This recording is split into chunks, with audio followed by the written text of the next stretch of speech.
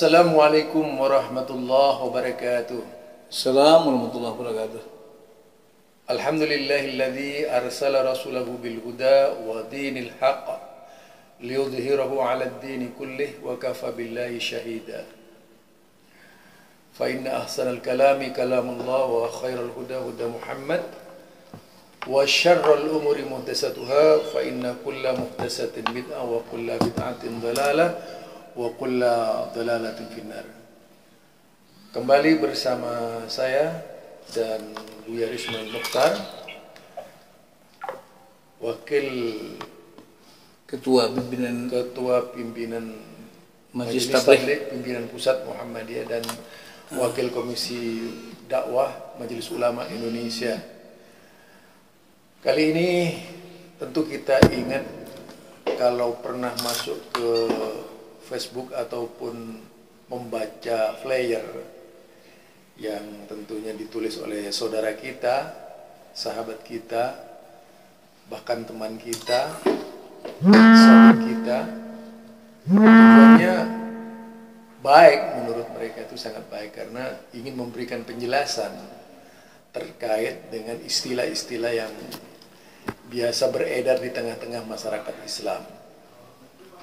Namun tak urung mendatangkan problem di tengah-tengah umat.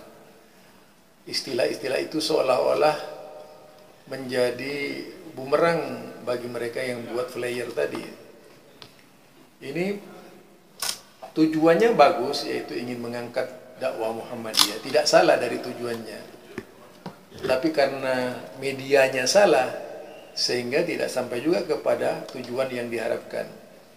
Nah, dalam hal ini kita akan mengorek keterangan dari Buya Risman Mukhtar karena beliaulah yang awal pertama kali yaitu menanggapi dan merespon langsung tulisan dari IBTime, namanya IBTime atau IB Time, yang isinya tidak lain sebagai fatwa dari tarjih kemudian disimpulkan sendiri oleh mereka. Ini bagaimana sebenarnya, Buya?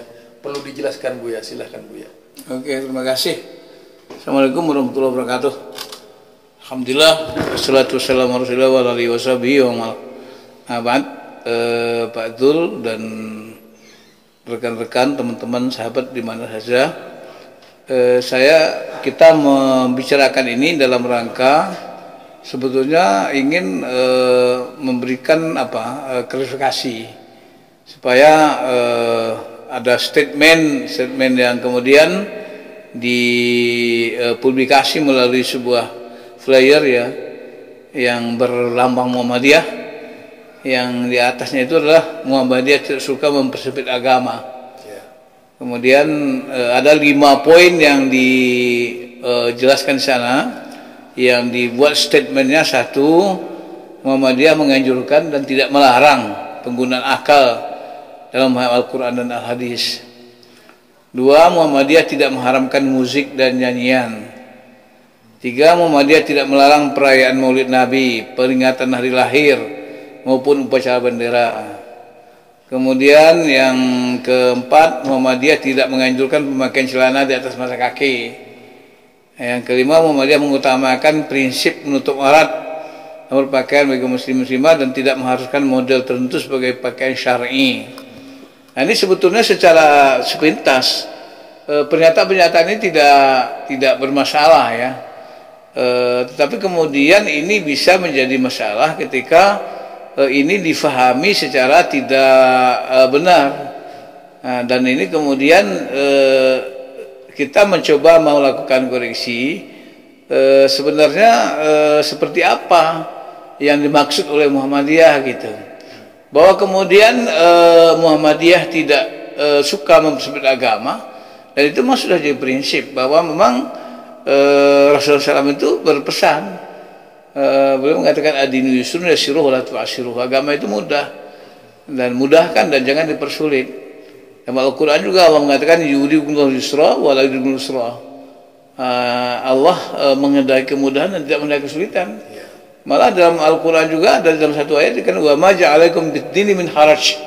Allah tidak membuat kepada kalian agama itu menjadi kesulitan. Jadi ini prinsipnya tidak masalah ya, bahwa memang agama itu Allah SWT turunkan untuk manusia, bukan untuk mempersulit manusia, tapi malah untuk mempermudah manusia, untuk memelihara manusia, untuk menyelamatkan manusia. Jadi kalau ada misalnya syariah, aturan-aturan yang kemudian berisi ya mempersulit manusia atau membuat manusia menjadi sakit, menjadi tidak benar, misalnya seperti adanya misalnya perayaan satu sekte tertentu misalnya dengan memukul-mukul, dengan melukai dirinya, itu tidak sesuai dengan prinsip syariat. Atau ada satu ajaran yang melarang memakan makanan yang halal, misalnya seperti tidak boleh makan daging, ini itu juga nggak benar. Karena Allah sendiri juga bertanya, kenapa kalian haramkan sesuatu yang Allah halalkan, juga nggak boleh. Nah, artinya secara prinsip ini tidak masalah, bahwa memang Muhammadiyah sesuai dengan prinsip sebagai gerakan yang verifikasi, yang sifatnya memurnikan, mengembalikan kepada Al-Quran dan Sunnah, maka Muhammadiyah juga mempunyai paham bahwa tidak boleh mempersempit-sempit agama itu. Sehingga tadinya orang yang mau beragama jadi tidak beragama. Wah, ini susah banget nih. Ya, Islam ini terlalu berat ini gitu. Cuman ketika kita lihat poin-poinnya, ada peluang-peluang yang kemudian menjadikan ini menjadi sebuah hal yang mungkin barangkali difahami secara tidak benar. Misalnya ini, nomor satu misalnya tadi, Muhammadiyah menganjurkan dan tidak melarang penggunaan akal dan memahami Al-Quran dan hadis. Ini memang secara biasa ini. Memang kalau orang tidak punya akal, gimana cara Quran dan menggunakan Quran dan hadis, memahami Al-Quran dan hadis? Orang yang bisa memahami Al-Quran dan hadis itu adalah orang yang punya akal, ya kan? Tapi akal yang bagaimana? Oke, itu masalahnya. Sedangkan Al-Quran itu kan ada pertanyaan, afala taqilun, afala tadabbarun, afala tadakkarun, itu semua kan afala tadabbarun, semua itu kan memotivasi, merangsang, mendorong manusia agar orang Islam itu mempelajari Al-Quran, kan itu.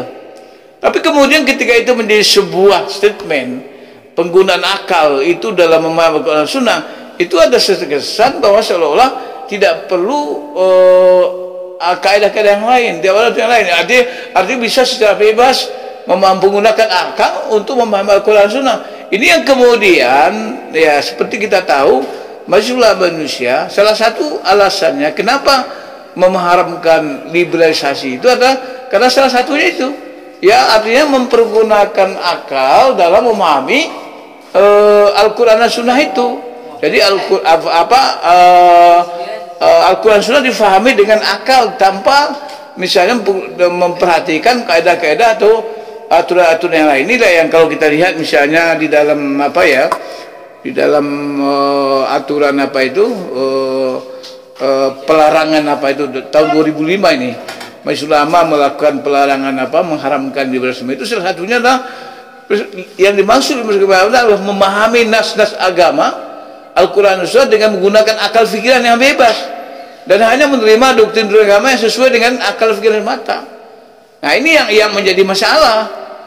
Ini yang oleh dalam hadis Tirmizi juga dinyatakan itu oleh Albani dihasankan, kemudian oleh Tirmizi sendiri ditasihkan, dan itu adalah hadis yang berbunyi, man fassara kitab Allah azza wa jalla bi ra'yihi falyatabawa maq'adahu minan nar.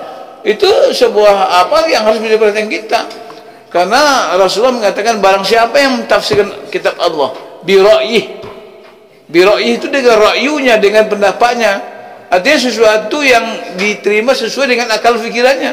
Bi ra'yi itu dengan fikiran saja, tanpa misalnya dia mempunyai semacam kompetensi yang cukup. Misalnya dia tidak punya ilmu yang cukup tentang bahasa Arab misalnya, dia tidak tahu mengenai asbabun nuzul misalnya, dia tidak paham tentang apa yang disebut dengan muhkam dan mutasyabih, tidak tahu dengan mansukh dan nasikh misalnya, nasikh dan mansukh, tidak paham. Dan itu kan akan menyebabkan sesuatu nanti menjadi menjadi masalah, ya kan itu. Akibatnya nanti akibatnya nanti kan Al-Quran kan difahami sesuai dengan fikiran masing-masing. Kalau Al-Quran sudah menjadi difahami sesuai dengan fikiran masing-masing, akibatnya apa nanti? Ya akan terjadi nanti bermacam-macam pendapat, orang akan menjadikan Al-Quran sebagai ayat-ayat untuk memperkuat pendapatnya sendiri. Akhirnya orang perang ayat. Ya. Jadi sama gunakan ayat, sama gunakan akal. Satu kepentingan politik misalnya menggunakan ayat, yang satu akhirnya perang ayat gitu. Padahal untuk memahami Al-Quran tentu ada. Ya, karena bagaimanapun ketika kita mau memahami ayat, mentafsirkan ayat, itu artinya kita mau menjelaskan apa yang dimaksud Allah. Oleh karena itu tidak sembarangan kita dalam memahami maksud Allah itu. Kalau misalnya memang itu maksud Allah, oke.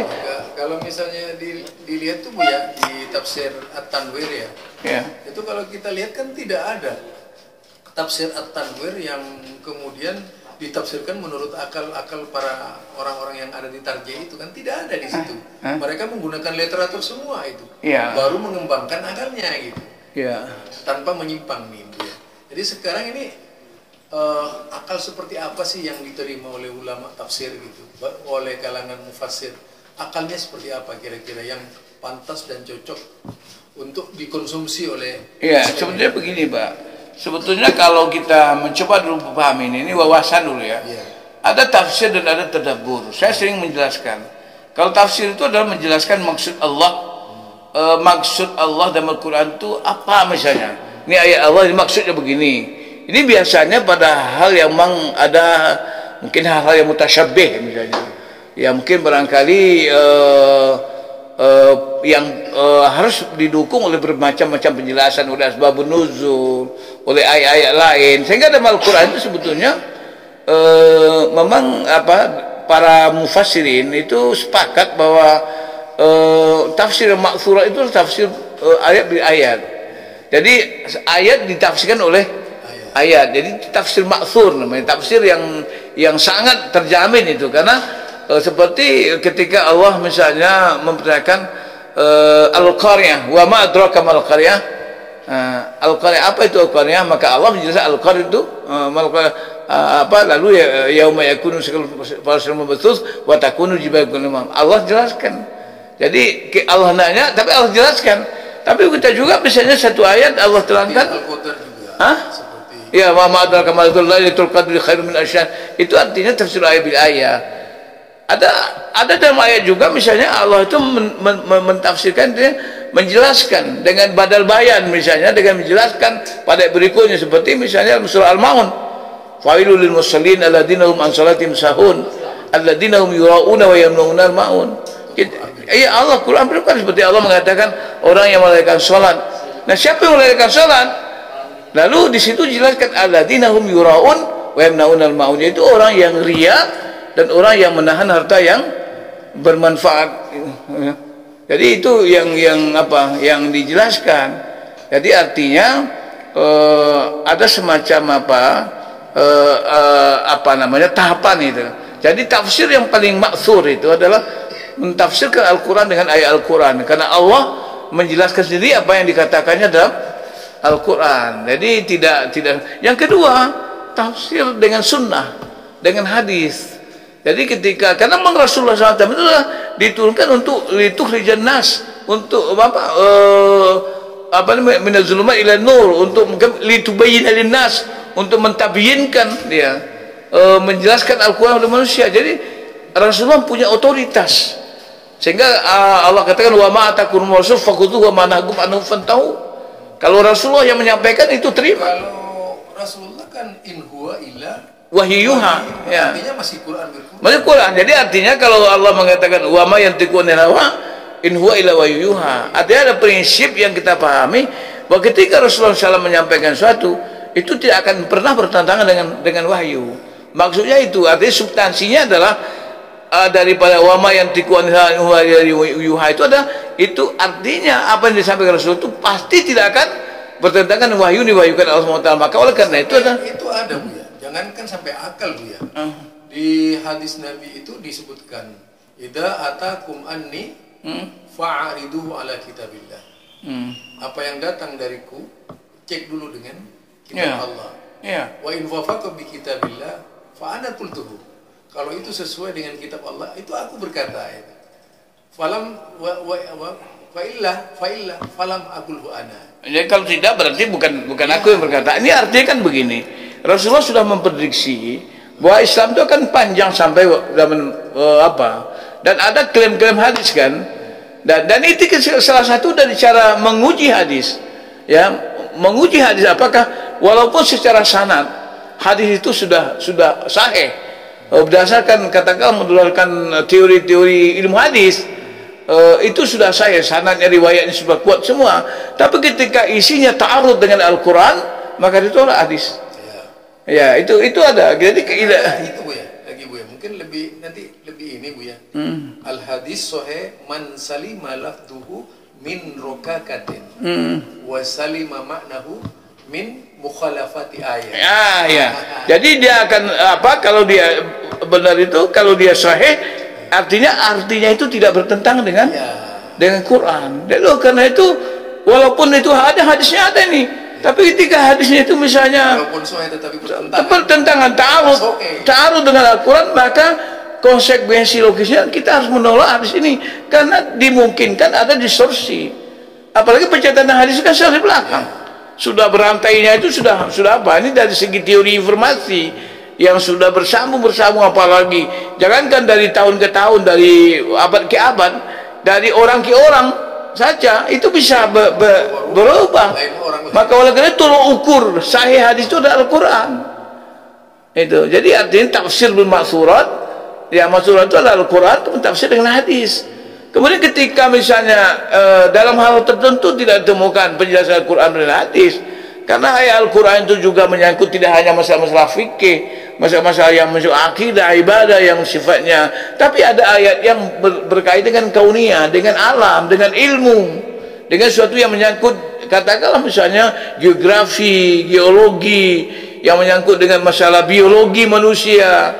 Dan itu tidak bisa ditafsirkan oleh para mujtahid fikih.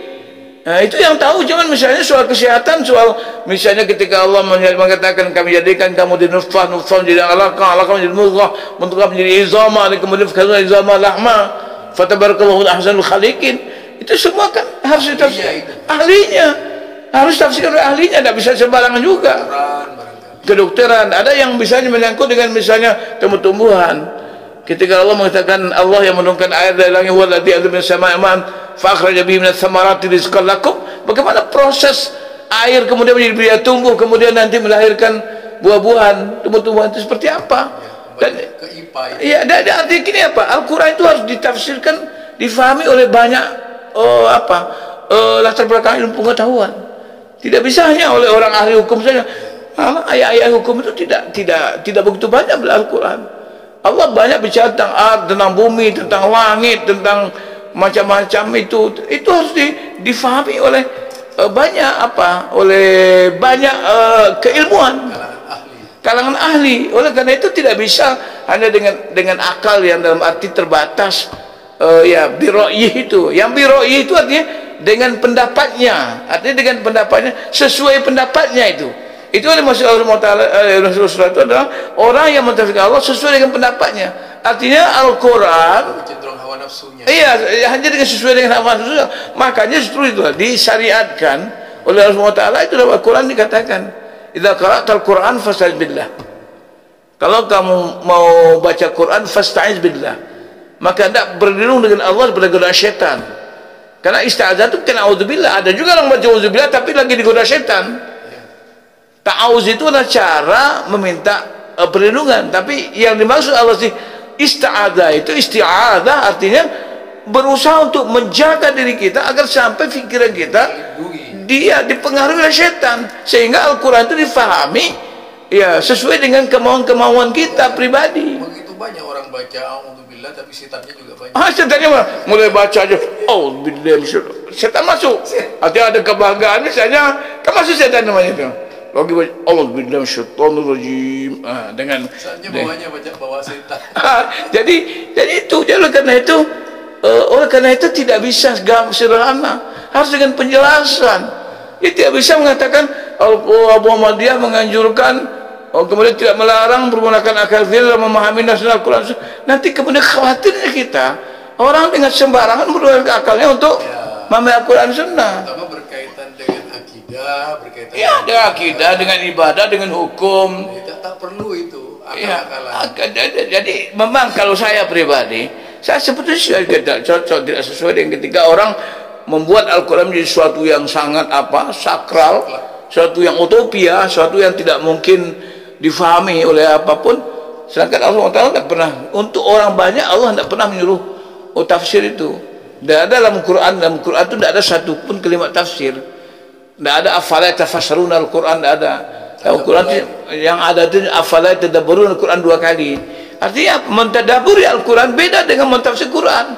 Mentadaburi Al-Quran artinya kita membaca Al-Quran, memahami Al-Quran sesuai dengan batas kemampuan kita dan coba menangkap pesan-pesan yang ada dalam Al-Quran. Kalau melihat manhaj sahabat kan itu begitu Quran turun langsung diterima dan diamalkan. Yang kita ini banyak nafsir, ya menafsir. Jadi Al-Quran itu sebetulnya dibaca dan difahami, ditadaburi. Sehingga ketika mentadaburi itu kita mendapat pesan-pesan. Nah, berapa banyak pesan yang bisa kita capai, yang bisa tangkap dari Al-Quran itu tergantung kepada ilmu pengetahuan kita. Ya, akal kita itu seberapa tajam, seberapa mampu bisa terasah untuk bisa memahami Al-Quran. Jadi artinya apa? Tadabbur itu. Ada kan memfasarul Quran bi ghairi ilmin. Nah, ada juga. Ya. Nah, tapi kan bagaimanapun juga kan ada. Dalam surah Al-Qamar itu ada 4 kali Allah mengatakan, "Walaqad yassarnal Qur'ana lidzikri fahal min mudakkir."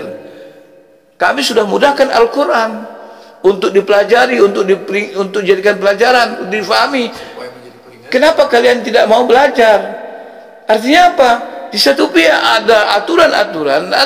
Kalau kita mencoba mengambil hukum, bicara masalah akidah, bicara masalah ibadah, yang mungkin bukan dalam batas-batas kemampuan kita tidak punya ilmu tentang itu, maka tentu kita tidak mungkin kita yang menjadi mufasir, menjelaskannya itu. Dan yang kedua juga jangan kemudian Al-Quran itu dijadikan sebagai dalil yang kemudian kita ambil hanya sesuatu yang sesuai dengan pikiran kita. Artinya mestinya akal harus memahami Al-Quran, menggali Al-Quran, mendukung kebenaran Al-Quran. Jangan sebaliknya, Al-Quran kemudian dijadikan sebagai dalil untuk menguatkan pikiran kita, kemauan kita, kepentingan kita. Itu yang menjadi masalah gitu. Baik, yang selanjutnya. Nah, yang selanjutnya ini barangkali begini ya. Kalau saya lihat di sini memang ini yang saya katakan, yang pertama itu yang agak lebih saya tekankan. Tapi yang kedua ini juga menjadi masalah juga. Muhammadiyah tidak mengharamkan musik dan nyanyi, itu hanya sampai di situ. Nah, ini bagi orang awam, Pak, ini akan menjadi apa? Menjadi dalil nanti Jadi ini mestinya diberikan Pak, diberikan batasan yang jelas. Musik dan nyanyi seperti apa? Kalau kemudian ada orang musik sambil berdangsa-dangsa, sambil kemudian dengan buka aurat segala macam, dengan apa? Ya, kalau gini Bu ya, misalnya berzikir kepada Allah, pakai konser gimana itu? Ya, itu juga kita lihat sekarang kan begini. Saya kan kadang juga tidak dalam rangka tidak berangka Cuman saya melihat dari Sia sekarang, Pak. Macam-macam lah model orang zikir, macam dikembangkan macam-macam ya. Tidak tahu apa nama mereka atau tidak. Tapi ada improvisasi ya. Ada improvisasi, ada inovasi tentang misalnya model-model berzikir sambil bergoyang-goyang. Apa itu? Kita tidak bicara soal tarikatnya apa, bukan itu. Kita karena tarikat itu pun juga mungkin dengan cara-cara yang ada keilmuan, ada kitab-kitabnya juga kan. Tapi ini kita lihat sekarang itu muncul model-model yang kemudian kita lihat ini apa pula ini? Iya. Itu yang kita bikin bingung. Iya. Seandainya itu baik kan sudah pasti. Nah, kalau itu Pak, kalau itu memang sebuah ibadah, dianggap ibadah, itu jelas merupakan sesuatu yang katakan tidak memenuhi apa yang dikatakan Rasulullah SAW kan. Ya, artinya kata Rasulullah dari hadis Muslim itu kan, man amila amalan falaysa alaihi amruna fawaradun. Itu kan jelas itu. Tapi kalau ini sekarang artinya sesuatu yang diimprovisasi, yang diinovasi, kemudian jadikan ibadah, diklaim sebagai bagian dari ibadah. Cara untuk bagaimana berzikir kepada Allah SWT. Tapi yang apa juga ada lagi yang sebaliknya. Artinya budaya-budaya yang kemudian katakanlah misalnya nyanyian segala macam, yang di situ juga Muhammadiyah sebetulnya punya apa juga, punya konsep dakwah kultural. Dakwah kultural di Muhammadiyah difahami, saya tahu persis karena saya ikut dulu waktu merumuskannya pada Rakernas Tabligh tahun 1998. Itu perlu dijelaskan. Iya. Dakwah kultural. Dakwah kultural itu seperti yang kita rumuskan itu rumusan awalnya itu saya tahu persis karena saya setelah itu tuh diwawancarai oleh Dario Jogja, dan saya itu waktu itu jadi sekretaris Komisi 3 yang ketuanya adalah Said Huilele. Itu yang bicarakan itu tentang dakwah kultural, dan rumusnya kultural saya sampai dia hafal itu. Rumusnya dakwah kultural itu memanfaatkan simbol-simbol budaya masyarakat untuk menyampaikan pesan-pesan dakwah.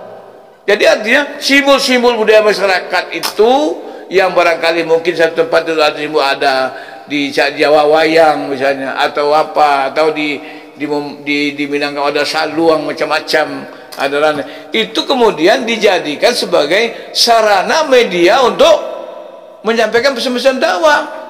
Itu yang dikatakan dakwah kultural, bukan membuat mesin kultur yang kemudian dianggap sebagai budaya Islam, sebagai seni Islam. Artinya dulu seperti misalnya Wali Songo misalnya seperti wayang-wayang itu, di situ beliau menyampaikan pesan dakwah. Karena pada waktu itu orang belum bisa dikumpulkan di masjid, orang Islam juga belum ada. Nah disitulah yang kita kenal dengan katakanlah misalnya sekaten itu kan, artinya masuk di Jogja itu ada peringatan sekaten itu syahadaten itu terjadi sekaten, kemudian masuk dengan baca istighfar, baca syahadat, misalnya di pintunya disebutlah ghafura, pintu ampunan. Itu yang kemudian sekarang jadi gapura kan gitu. Gapura itu kan itu model dakwah kultural itu. Jadi sebetulnya ini pernyataan ini sebetulnya Muhammadiyah tidak mengharamkan musik dan nyanyian, tidak mengharamkan, tapi tentu ada batasan. Bukan musik-musik yang kemudian menimbulkan syahwat, kemudian musik-musik dan nyanyian yang kemudian banyak sekarang musik-musik tak urung ya. Ini kan banyak ya mungkin dari kacamata Islam bagi mereka yang awam itu disebut budaya Islam ya. Tapi bagaimana kemudian kalau yang menyanyikan wanita kemudian lagunya lagu Islam tapi berjoget-joget ya. Itu. Jadi artinya nanti juga orang ramai konser, kemudian nyanyinya misalnya pesannya pesan Islam, tapi orang kemudian ikut joget. Yang joget itu laki-laki perempuan. Nah, itu ya gimana? Padahal di dalam Islam itu juga ada prinsip-prinsip kaidah hukum yang menyatakan an-nahyu an syai'in nahyun wasailih. Dalam kaidah an-nawahi itu kan ada, kalau larang sesuatu berarti larang. Kalau dilarang ikhtilat juga dilarang untuk melakukan hal-hal yang menyebabkan terjadi ikhtilat kan gitu. Nah ini juga perlu dijelaskan, makanya saya mengatakan ini perlu dijelaskan. Jadi bukan kita menolak ini perlu dijelaskan. Tidak hanya kalau ini saja menjadi bagian dan fatwa, dan ini dianggap wah ini Muhammadiyah tidak mengharapkan musik dan nyanyian, tapi kemudian mereka tidak tahu batasnya. Jangan-jangan ini nanti jadi dalil mereka untuk mengembangkan. Bisa saja karena keawaman orang-orang Muhammadiyah itu. Iya.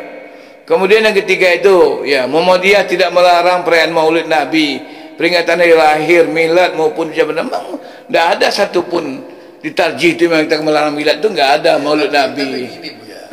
Di tarjih itu, di fatwa tarjih Muhammadiyah itu banyak. Memang dilarang sih Maulid tidak dilarang sih Maulid Nabi oleh Muhammadiyah. Namun kalau dilihat tuh tertulis di situ, jangan sampai Maulid Nabi itu dikemas dengan perbuatan bid'ah. Itu yang sebenarnya yang perlu dijelaskan. Artinya karena Maulid Nabi itu sendiri bahagian dari ibadah-ibadah yang bersifat ammah, arti muamalah, arti al-asya, maka hukum pokoknya boleh selama tidak ada yang ada hal-hal yang dilarang misalnya. Tapi kemudian contohnya ekstrim aja lah Maulid Nabi, tapi memperingati Maulid Nabi, mengadakan misalnya pertandingan voli bola pantai misalnya. Itu kan itu bisa umpama nih. Menurut saya itu ada yang dibuang itu oleh penulis itu. Ya, ini sebetulnya bukan sengaja dibuang kali, tapi ini mungkin barangkali karena dibuat pendek-pendek. Sehingga kalau ini kan itu yang perlu dijelaskan. Artinya ini harus dijelaskan. Sehingga kita tidak, zikra maulid itu sesuatu yang tidak dilarang. Cuman kalau misalnya di sana itu ada misalnya, ya katakanlah maaf ada tawasul, ada kemudian di situ ada yang hulu, yang kemudian juga ada misalnya hal-hal yang mubadzir. Ya, cuma sayangnya yang diperingati itu maulid nabinya, Bu ya. Tidak itu kan soal lain itu. Tidak diperingati wafatnya Nabi. Ya, artinya kan mestinya kan diperingati juga semuanya. Artinya kan ini semacam apa saja. Zikra saja. Karena zikra itu fa inna zikra taf'ulul mu'minin kan gitu. Zikra itu juga bermanfaat. Jadi kalau ada masalahnya tidak jadi zikra, Bu ya. Masalahnya jadi ihtifal gitu. Perayaan. Jadi perayaan. Jadi semestinya jadi zikra. Jadi kita peringatan ya, peringatan kan dari zikra ya.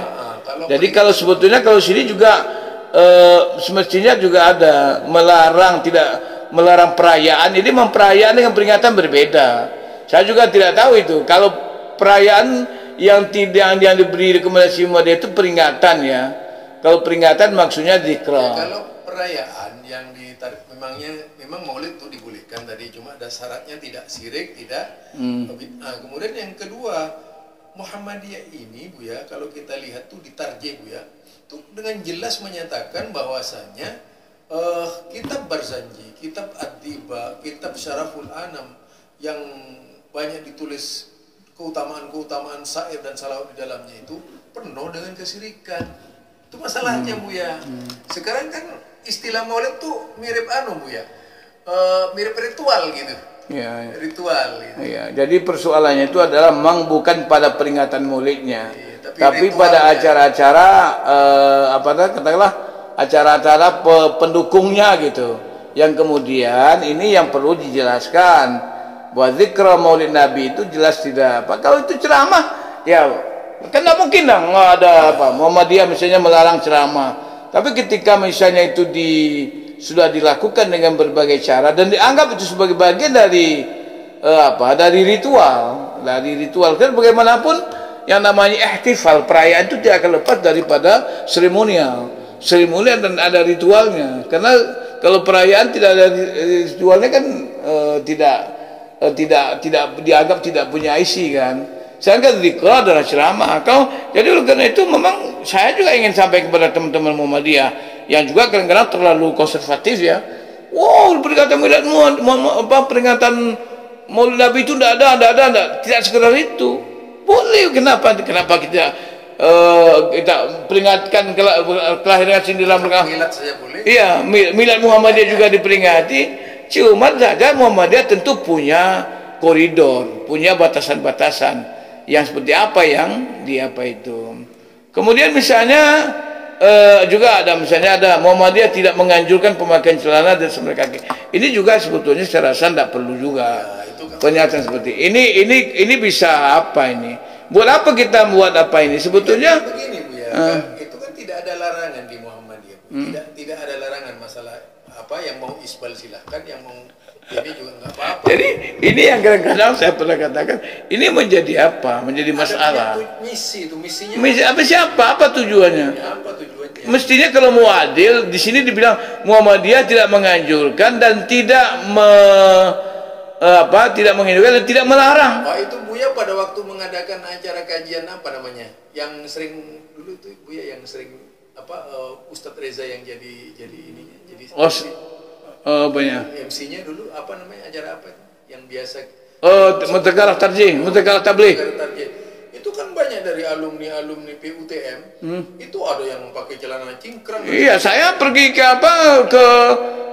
Sirampo itu cabang mall pakai celana cingkrang sana. Malah ada yang begini, Bu ya. Iya. Tidak kembali lagi itu orang PUTM. Iya, itu jadi artinya pernyataan seperti ini menurut saya tidak produktif ini. Muhammadiyah tidak menganjurkan, ya mungkin barangkali kalau mau adil tidak menganjurkan dan tidak melarang. Nah, mestinya begitu. Malah kalau misalnya kalau kita mau jujur saja nih, Muhammadiyah harus termotivasi juga untuk mentakhrij itu apakah misalnya seberapa jauh ini soal celana apa ini. Karena soal isbal itu memang saya mengatakan Bu, yang memang mungkin perlu majelis tarjih itu tidak berhenti pada fatwa yang pertama gitu. Iya. Perlu dilakukan penelitian. Iya, artinya begini Pak, karena bagaimanapun saya pernah dengar ya, itu tentang isbal itu ada 13 lebih kurang 13 hadis itu yang menyatakan isbal itu. Banyak itu keterangan yang menyangkut isbal itu. Sehingga padahal kalau kita lihat mungkin hanya satu hadis saja menyangkut dengan Abu Bakar Siddiq yang diklaim oleh para sahabat, dia itu pakai celana melorot gitu, sehingga Rasulullah waktu itu mengomentari dia tidak sombong gitu. Sehingga di sini ada semacam idlah, seolah ya artinya isbal itu dikatakan sebagai sesuatu yang tidak benar kalau itu dengan kesombongan. Nah kalau itu saya juga pendapat bahwa kemudian kalau ada orang yang misalnya celana cingkrang juga dengan kesombongan bahwa dia ngikut sunnah juga tidak bagus, juga tidak boleh gitu. Tapi ini yang menurut saya ini juga tentang begini, tahu nggak saya pakai cingkrang? Tahu nggak? Ini loh yang sunnah misalnya, itu juga tidak boleh. Jadi ini artinya menurut saya yang keempat ini, kalau mau adil dia boleh dikatakan begini, Muhammadiyah tidak menganjurkan dan juga tidak melarang pemakaian celana cingkrang. Jadi apa? Mau dia itu menjadi wasatiyah. Jangan menyasar satu kelompok. Jangan menyasar satu kelompok, tawassut kita. Muhammadiyah tidak melarang dan tidak juga menganjurkan, tidak juga melarang. Kan itu lebih manis ya. Yang penting auratnya. Nah, kemudian yang kelima itu Muhammadiyah mengutamakan prinsip menutup aurat dalam berpakaian bagi muslim dan muslimah, tidak mengharuskan model tertentu seperti pakaian syar'i. Nah, ini sebetulnya ini pernyataan yang bagus ini, artinya prinsip menutup aurat. Tapi kita juga tidak bolehlah misalnya mengkritik atau orang-orang yang dengan seperti jilbab misalnya. Apakah mengjilbab itu barangkali Muhammadiyah harus mendukung? Ya, kalau kita melihat Bu ya, hadis-hadis yang lainnya nanti kelak akan ada wanita yang memperlihatkan ototnya gitu. Iya. Berpakaian. Nah, maksud saya begini, Bang. Artinya begini, Muhammadiyah itu mestinya mendukung pakaian-pakaian yang sudah jelas-jelas syar'i, seperti orang yang pakai yang panjang, tidak usah diusik itu. Ngapain itu diusik? Ya, artinya menurut saya yang seperti ini. Kalau Muhammadiyahnya tidak mungkin orangnya Bu ya. Nah, artinya begini, maksudnya kan ini kesannya ini nanti.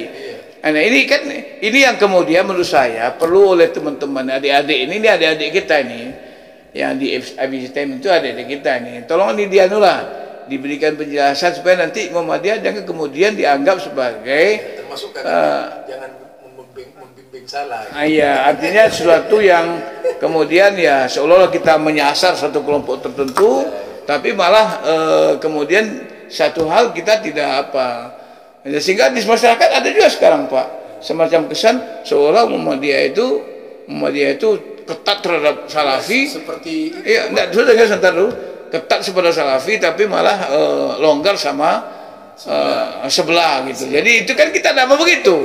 Kita kan Muhammadiyah juga, ketika kita tidak bisa seperti itu, kita Muhammadiyah itu tawassut. Ya, jalnakum ummatan wasata. Kita menjadi umat yang tawassut. Kita tidak mau seperti tidak ifrat, tidak tafrid, kan gitu. Tidak kan? Muhammadiyah itu sudah dari dulu dia sangat moderat itu. Jadi oleh karena itu, kan pernah menjadi kantornya Salafi Bu ya. Iya. Itu di zamannya siapa? Iya. Buya Anhar. Iya, kan kita ini malah dulu ya.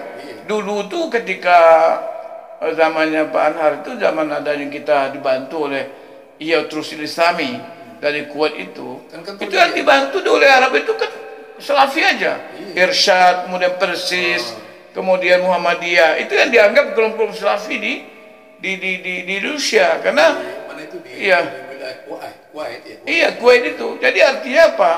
Muhammadiyah itu Salafi, cuman barangkali ya Muhammadiyah itu cara dakwanya itu lebih soft ya, lebih dan lebih ya mengutamakan Muhammadiyah tidak hanya bicara-bicara, tapi Muhammadiyah juga bekerja. Di zamannya Rahmat. Iya, dia Muhammadiyah dulu waktu pertama itu muncul memang banyak ditolak. Saya mendengar dari orang tua saya yang juga ditunggu dengan parang juga ada. Tapi kemudian Muhammadiyah kan tidak melakukan hanya ceramah, tapi Muhammadiyah juga membuat PKU, penolong kesejahteraan umum. Kemudian ada lagi dibuat sekolah, dibuat ini, buat itu. Akhirnya Muhammadiyah ada orang yang tidak terima ibadahnya, tidak terima, tapi menerima PKU-nya, terima pendidikannya. Jadi oleh karena itu, Boleh jadi begini Bu ya, boleh jadi Salafi sekarang ini adalah Muhammadiyah masalah. Bisa saja. Artinya gaya kawan-kawan Salafi sekarang ini mungkin ya siapa pernah katakan juga pada teman-teman itu. Ini sebetulnya gaya antum sekarang ini ya seperti Muhammadiyah pada awal. Ya ketika purifikasi itu mungkin tidak juga di zaman Nabi, di zaman Kiai Haji Madalan. Kiai Haji Madalan malah pada waktu itu lebih kepada kemanusiaan. Dia lebih misalnya mengadakan menyantuni itu dulu. Kemudian baru setelah berkembang, ada tablignya berkembang, tarjihnya berkembang. Kemudian karena memang dari awal kegelisahan dari Kiai Madalan itu adalah ketika memang terjadi masih banyak sinkretisme di masyarakat, bercampur aduknya faham-faham agama Islam dengan lain, dengan dinamisme, animisme. Maka oleh karena itu, tapi Ahmad Dahlan waktu itu juga lebih memberikan perhatiannya kepada persoalan kemanusiaan, sehingga harus mengumpulkan anak-anak yatim. Ayat yang dibahas pertama aja ayat apa? Al-Maun kan, Al-Maun, kepedulian terhadap anak yatim dan fakir miskin. Saya rasa itu aja. Ini kita tidak kita oke menjelaskan ini, tapi yang penting berikan penjelasan sehingga orang tidak salah faham terhadap Muhammadiyah. Secara prinsip kita oke, tapi harus berikan apa batasannya. Kita ini sampaikan di sini dalam podcast ini karena ini sudah kan dibaca orang kan. Karena dibaca orang tentu kita harus berikan penjelasan. Sebagai salah seorang mubaligh Muhammadiyah bagaimanapun saya berkewajiban. Karena ini saya pun juga tahunya dari orang nih. Orang nanya sama saya, ini gimana nih Buya? Muhammadiyah seperti apa ini? Makanya saya kaget juga, saya baca. Ada keresahan ya. Ya ini artinya prinsipnya, oke. Tapi ada hal yang perlu dijelaskan. Sehingga ada batasan-batasan yang perlu mendapat perhatian dari para pembaca. Oh begini, jadi Muhammadiyah itu bukan liberal. Muhammadiyah itu tidak mengharapkan boleh orang musik sembarangan gitu. Peringatan Maulid Nabi juga berarti boleh juga seperti apa yang ada sekarang juga boleh ya, gitu. Buktinya sampai sekarang walaupun ada ada keputusan fatwa tarjih itu kan tidak pernah, jarang sih orang Muhammadiyah itu maulid gitu. Iya jarang, artinya ada biasanya pengajian ini diarahkan saja. Temanya tentang seperti besok ini saya diundang oleh Fakultas Ilmu Sosial dan Politik UMJ menjadi pembicara dalam rangka kita peringatan Maulid, tapi temanya adalah meneladani Nabi SAW dalam membina generasi unggul. Jadi karakter unggul gitu. Jadi tapi konteksnya itu karena bulan Maulid sekarang kita bicara yang sesuai dengan waktunya gitu kan, itu aja. Tapi bukan ini model kita seminar, kajian, diskusi yang menggali kepribadian Rasul, menggali strategi beliau dalam rangka membangun umat itu. Saya mengutip itu Bu ya, ceramahnya Bung Karno Bu ya. Jadi ceramahnya Bung Karno itu mengatakan, buat apa merayakan Maulid kalau tidak bisa diimplementasikan di tengah-tengah umat ajaran Nabi Muhammad itu. Ya. Mungkin itu Bu ya. Jadi sebetulnya kalau saya sebetulnya dulu tuh sewaktu belum ada Gestapo PKI. Nah saya ini sebetulnya pengagum berat Soekarno. Saya malah berdua kali menjadi juara berpidato di tempat saya di tingkat sekolah lanjutan atas. Itu meniru Soekarno itu. Malah ada unwaduriter, nah itu maju terus pantang mundur. Nah itu gaya. Dan itu memang dia sangat bombastis itu apanya. Buat apa kalau tidak? Jadi memang dia orangnya sangat substantif ini. Soekarno ini betulnya pemikirannya bagus. Cuma saya barangkali terakhir karena sudah dengan berbagai kepentingan politik dan kemudian ya itulah Tapi saya pikir ya Bung Karno itu orang yang pernah bersentuh dengan Muhammadiyah, pernah jadi guru di Muhammadiyah, dan perlu kita jelaskan bahwa yang namanya Ibu Fatmawati itu, istrinya itu adalah anak dari konsul Muhammadiyah Bengkulu. Jadi kalau saya katakan Megawati yang sekarang ini itu adalah cucunya konsul Muhammadiyah, dan Puan sekarang dan seterusnya itu adalah piutnya orang Muhammadiyah. Cuman ya mungkin barangkali orang Muhammadiyah belum mendekati, atau dia mungkin lupa bahwa dia itu Muhammadiyah itu aja. Karena dibesarkan Muhammadiyah itu kebahagiaan itu dibesarkan oleh, atau apa bisa dikatakan Presiden Muhammadiyah. iya, malah ada mengatakan sama juga dengan Pak Soeharto kan di Aceh. Siapa yang tidak kenal Muhammadiyah? Saya ini bibit Muhammadiyah. Saya di sekolah kenal. Ini kontribusi Muhammadiyah. Jadi kalau bicara kontribusi sedikit terakhir ini ya, itu luar biasa. Sudirman itu adalah Muhammadiyah. Jadi oleh karena itu dia dibina oleh Muhammadiyah, bukan karena dia lalu kita klaim Muhammadiyah, enggak. Memang dia dibina oleh Muhammadiyah dan menjadi besar, menjadi berpengalaman, menjadi panglima itu karena dia memang dibina oleh Muhammadiyah. Jadi saya rasa itu aja Pak Azul, ya mungkin ini sekedar bincang-bincang aja biar nanti masyarakat paham bahwa apa yang dimaksud. Pesannya Bu ya. Pesan buat. Iya, tentu begini. Pesannya pertama, saya tetap mengajak adik-adik yang buat flyer ini, terus berdakwah, tapi kemudian yang penting kita berikan pemahaman yang benar dan penjelasan sehingga masyarakat tidak salah paham terhadap Muhammadiyah. Kemudian masyarakat juga saya sampaikan pesan bahwa ini semua pada prinsipnya tapi ada batasan-batasan yang perlu difahami sehingga dan apa yang dinyatakan ini bukan sebagai satu bentuk fatwa, karena ini tidak dipublish sebetulnya oleh lembaga yang berkompeten dalam hal yang menyangkut hukum. Kompetensinya itu terletak, otoritasnya terletak pada Majelis Tarjih Pimpinan Pusat Muhammadiyah yang lebih rinci. Jadi kalau mau tahu bagaimana sebenarnya, ya yang pertama 2, 3, 4, 5 itu sebetulnya harus ditanyakan kepada Majelis Tarjih Pimpinan Pusat Muhammadiyah. Atau baca buku soal jawab.